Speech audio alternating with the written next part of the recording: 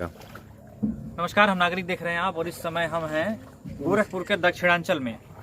गोरखपुर के दक्षिणांचल का वो हिस्सा गोला से लेकर उरुआ होते हुए, उरुआ में तो खैर नहीं, लेकिन गोला से आगे जब आप बढ़लगंज की तरफ बढ़ेंगे तो पूरा इलाका जो भी सरयू के पास का इलाका है, निचला इलाका, वो पूरी तरह से जलमग्न है। फिलहाल हम एक गाँव से गुजर रहे हैं और ये देखिए, ये घर पीछे आपको दिख रहे होंगे, उधर कुछ घर हैं। तो वहाँ के सारे लोग या तो पलायन कर चुके हैं या तो छतों के ऊपर जा चुके हैं। और इस तरह के नाव, जिस नाव पर हम बैठे हुए हैं, इस तरह के नाव ही अब यहाँ पर आवागमन के साधन हैं। चाहे आपको कुछ सामान खरीदने जाना हो, चाहे पानी लाने जाना हो, चाहे शौच के लिए जाना हो, यही एक नाव है। और चूंकि गोरखपुर के 200 से अधिक गांव प्रभावित हैं, इसलिए नाव भी कम पड़ गए हैं। और एक गांव में जहां पर 8-10 नाव की आवश्यकता है, वहां सिर्फ एक नाव उपलब्ध है। ये चाचा हमारे साथ हैं। चाचा, क्या नाम है आपका? हमारा रामदयाल साहनी। रामदयाल साहनी। चाचा, ये बताइए, इस गांव में कितनी नाव है? एक ही गाँव, एक ही नाव लगी है। कितने नाव की जरूरत है?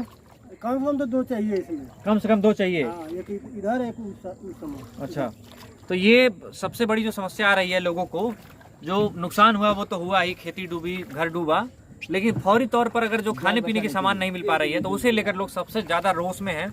और अगर कोई जन नेता आ गया यहाँ पर तो उसे ये लोग खार खाए हुए हैं कि उनको भी जल में फेंक देंगे। हाँ, ये चाचा कह रहे हैं कि उनको भी इसी जल की सैर कराएंगे कि आपको भी देखना चाहिए कि ग्रामीणों किन किन समस्याओं से जूझ रहे हैं। तो ये कुछ ताजा हालात है। उधर देखिए तस्वीरें, अगर उधर दिखाएं तो उधर दिखाई तस्वीरें। देखिए, इस तरह से सारे मकान डूबे हुए हैं। कुछ लोग गांव छोड़कर जा चुके हैं, कुछ इधर घर है तो वो सब डूबे हुए हैं। हालांकि अधिकारी बार बार ये दावा कर रहे हैं कि वो राहत कार्य पहुंचा रहे हैं, लेकिन जमीन पर ऐसा कुछ होता दिख नहीं रहा है। ना तो इस गांव में एक भी किसी को राहत किट मिली है, ना तो सरकार की तरफ से कोई नाव उपलब्ध कराएगा। ये एक नाव है जो गांव वालों की है, और गांव के ही एक व्यक्ति हैं जो इसको चलाते हैं, और उन्हीं के भरोसे इन सारे गांव के लोगों का आवागमन टिका हुआ है।